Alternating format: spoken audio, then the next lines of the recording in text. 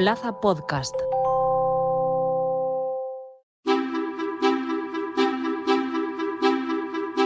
España se enfrenta a una alarmante tasa de paro juvenil que alcanza el 27%.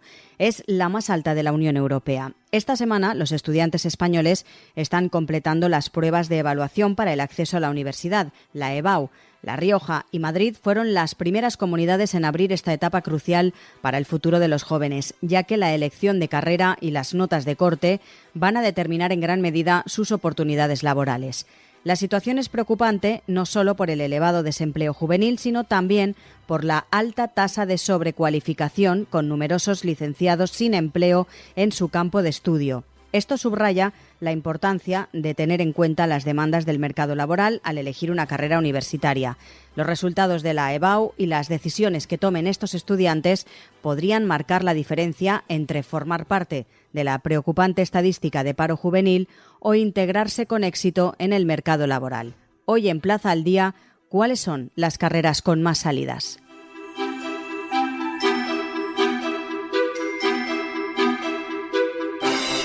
Para saber más sobre esta cuestión, hablamos hoy con José Canseco, es experto en estrategias de personas y director de Human Touch. Señor Canseco, muy buenas.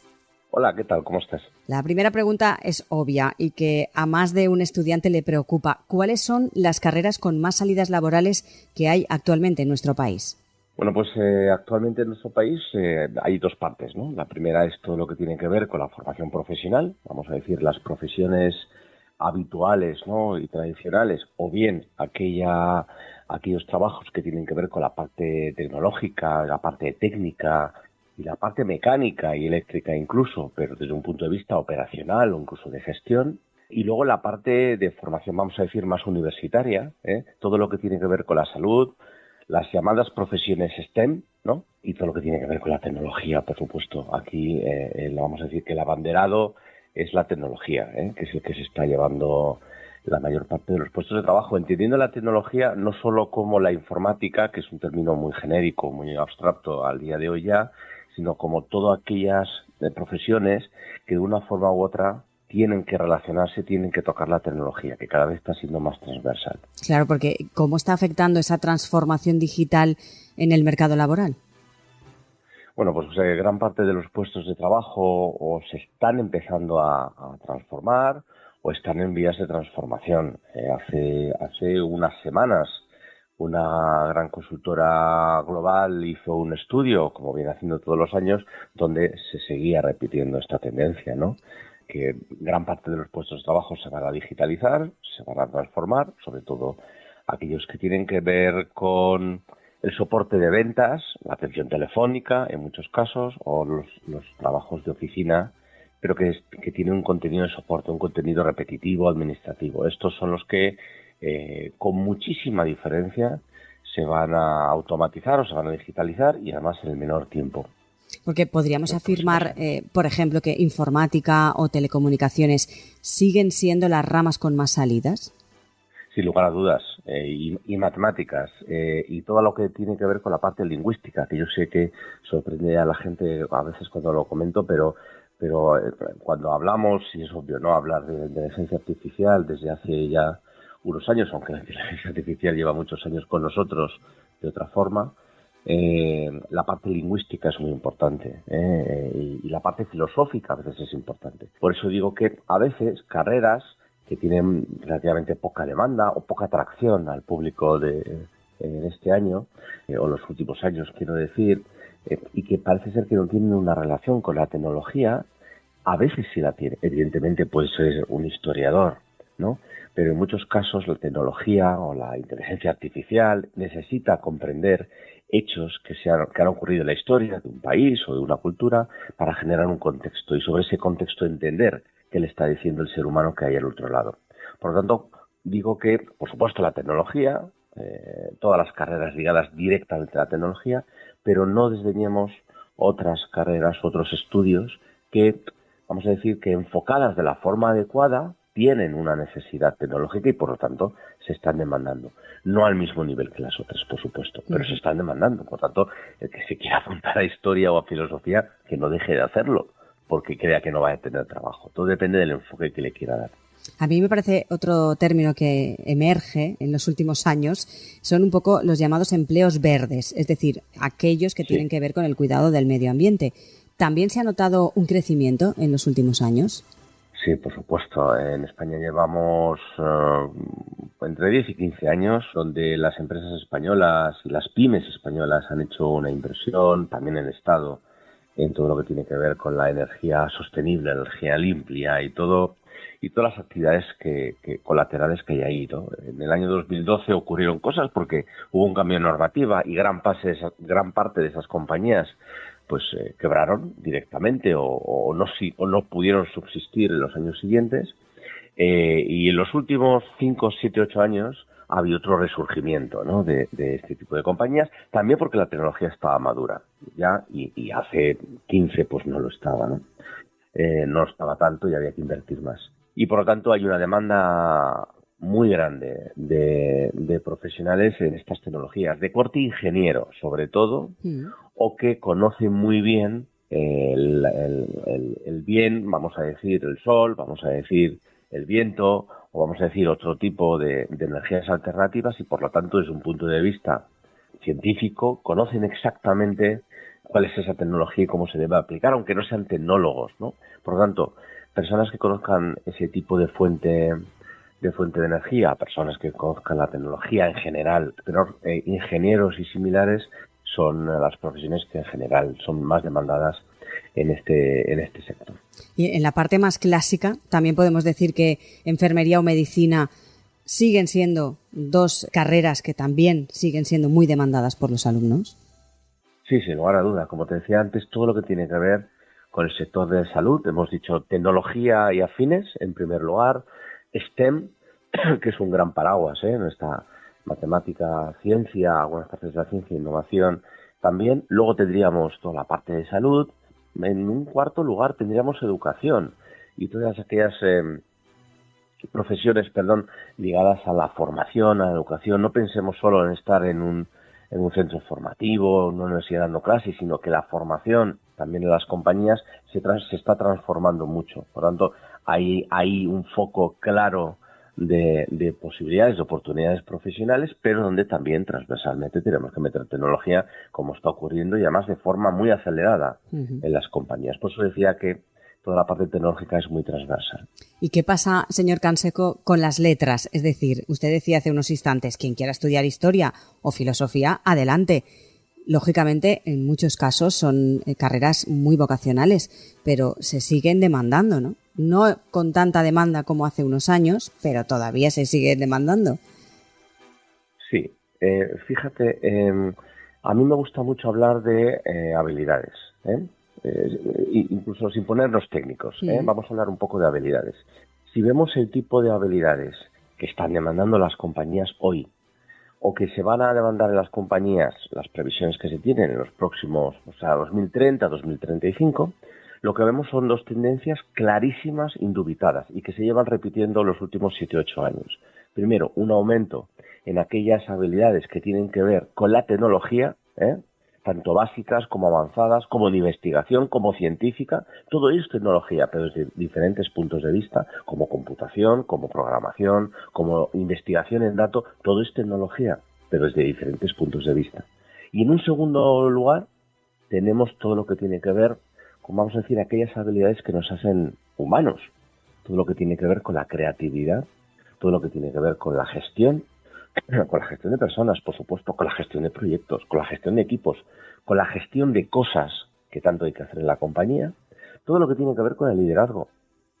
Y sabes que es un enorme bote, que todo el mundo sabe a lo que nos estamos refiriendo, todo lo que tiene que ver con la empatía, con las relaciones sociales, con la iniciativa, con la atracción, con la productividad. Todo eso, aunque la productividad sí es cierto que está en el medio entre las personas y la tecnología, todo eso no es tecnología. Todo eso que he dicho al final no es tecnología. Por tanto, todas esas habilidades que cada vez son más importantes son habilidades que se tienen que potenciar desde la universidad, desde la formación profesional, que se hace cada vez más y cada vez mejor, pero donde el alumno o el futuro ya empleado profesional dentro de unos años, dentro de un tiempo, tienen que tener en cuenta que las tiene que cultivar. Y el momento de hacerlo no es cuando se acabe la universidad o su formación. El momento de hacerlo es ahora. Ha nombrado usted la formación profesional. Es cierto que aquellos que, por ejemplo, no aprueben la EBAU o no les dé la nota para matricularse en una carrera universitaria, otra alternativa es la formación profesional, que en los últimos años también está en auge y que además tiene una empleabilidad muy alta cuando terminan esos estudios. Muy alta.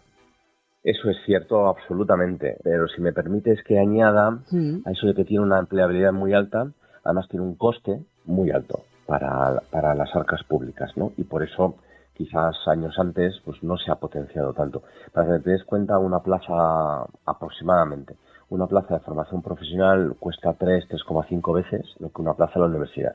Tú miras, ¿por qué, no? Si al final la formación, en cuanto a horas puede que esté por debajo, sí, pero en cuanto a medios materiales, en cuanto a medios humanos, en cuanto a prácticas, en cuanto a determinadas cosas que al final tienen un impacto en inversión, en coste, es diferente.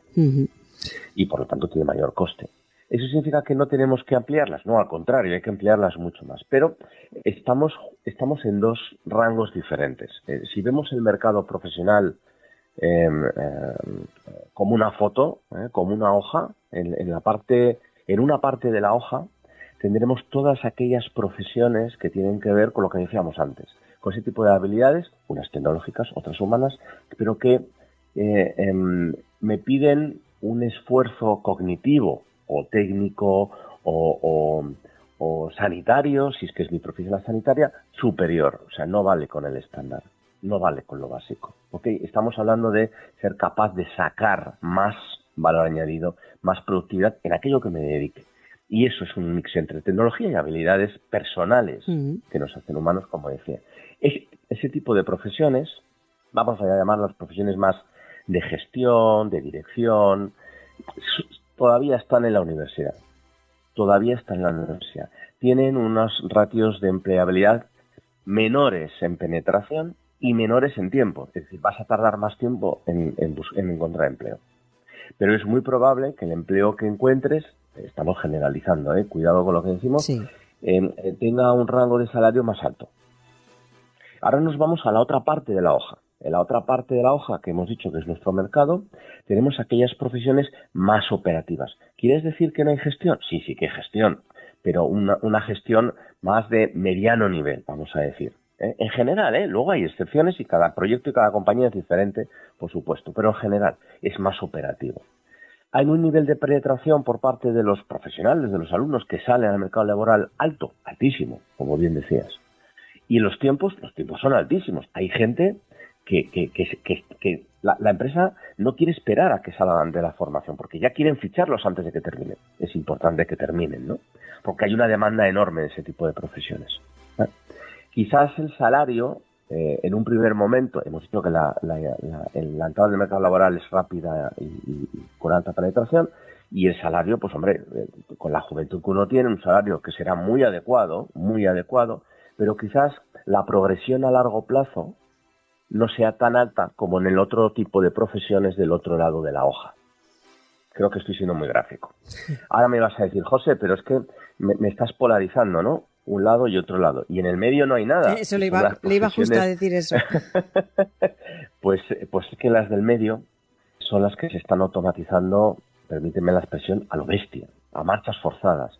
Porque en muchos casos, aunque sean trabajos medio operativos, medio de gestión, medio de oficina, o comerciales o tal, se pueden digitalizar. La tecnología ahí está avanzando muchísimo, como sabe todo el mundo, y operativamente se están haciendo muchas cosas. De hecho, dicen que el 30% como mínimo de estas profesiones, como mínimo, van a cambiar de aquí al 2030. No al 2035, de aquí al 2030.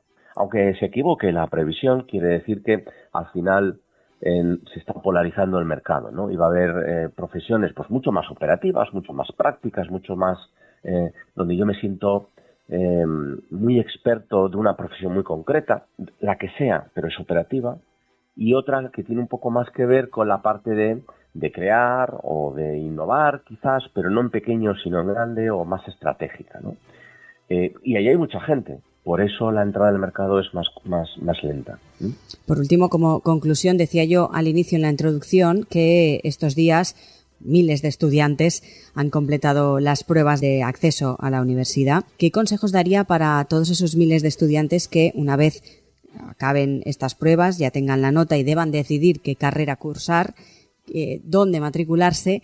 Es importante que estén bien informados primero y sobre todo de lo que estamos hablando, de esas carreras que tienen más salidas, porque lógicamente Sí. Hay alumnos y alumnas que tienen ya desde hace mucho tiempo claro aquello que quieren estudiar porque pues su padre, por ejemplo, era médico y esa persona quiere estudiar medicina, pero muchos otros no tienen muy claro, una vez finalizadas las pruebas de acceso a la universidad, dónde matricularse. ¿Qué consejos daría a esos alumnos? Bueno, si realmente tú quieres ser médico, ¿no? Ya te has dicho, porque en tu familia hay un histórico de medicina y tú quieres seguir esa tradición porque sientes pasión por eso y quieres conocerlo, yo lo haría. Porque el futuro desde hace ya unos años y el futuro del mercado laboral no es un futuro solo de qué es, sino de cómo. Entonces, seguramente si tú estudias medicina, o la profesión que elijas, porque tienes esa pasión que has visto pues en tu padre, en tu madre, en tus abuelos o en el familiar que sea, o la has tenido cerca, vas a imprimir esa pasión en tu trabajo. Y por lo tanto vas a estar un pasito por delante, competitivamente, de otras personas. Si además técnicamente eres bueno o buena, tienes muchos elementos para ser muy competitivo en el mercado. No digo ganarte bien la vida, que seguramente sí. Digo ser competitivo en el mercado. Está en el cohorte de arriba, ¿vale? Al final, las personas que no tienen claro, no tienen una pasión, o no han decidido, o no saben a qué se quieren dedicar, yo creo que tienen que hacer un ejercicio que eso es fácil decirlo, luego es difícil hacerlo, de introspección, en el que conocerse a uno mismo o a una misma es fundamental, que tienen que empezar en la etapa educativa previa, no solo cuando entramos en la universidad, ¿vale? Y que cuando uno llega al mercado laboral, vais a ver, les diría a ellos, como cada año, como mínimo, uno tiene que hacer un refresh de todo eso, ¿no? Y saber cómo es uno, y en qué es bueno, en qué no es bueno, en qué debe mejorar o no. Si sé que hay cosas en las que soy bueno o buena, me gustan algunas cosas, o sé que no me gustan algunas cosas, por descarte también sirven, y el mercado lleva una tendencia, aunque sea un poco ambigua, que es la que hemos hablado, no es tan ambigua, pero aunque yo la vea ambigua, prueba.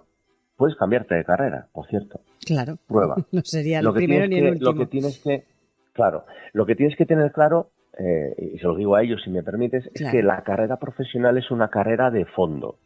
No se trata de llegar el primero, sino de llegar en las mejores condiciones y de la mejor forma. Estamos hablando de los cómo. Y que los salarios más altos en todo el mundo, vamos a hablar de Europa y Estados Unidos, pero en todo el mundo son aquellos que combinan tecnología en un 25%, y en un 37-39% toda la parte emocional, social, interpersonal y creativa que comentaba antes. Dediques a lo que te dediques, la parte tecnológica y la parte humana, y la parte empática, la tienes que cultivar desde ya. José Canseco, experto en estrategias de personas y director de Human Touch. Muchísimas gracias. Un placer.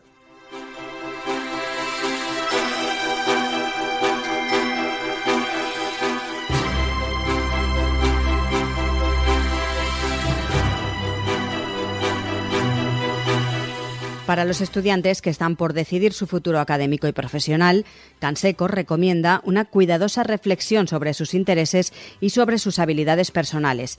Aconseja a estos jóvenes a explorar carreras que combinen tecnología con habilidades humanas como la creatividad, la gestión de equipos y sobre todo el liderazgo. Dice Canseco que la carrera profesional es una carrera de fondo, instando a los estudiantes a prepararse adecuadamente y a cultivar estas habilidades desde el principio de su formación educativa. Recuerden que tienen disponibles todos los episodios de Plaza al Día, así como también el resto de contenidos de Plaza Podcast en nuestra web plazapodcast.es. También lo pueden escuchar en todas las cabeceras del Grupo Plaza y a través de las diferentes plataformas de podcast. Además, les animamos a seguir a Plaza Podcast en las principales redes sociales.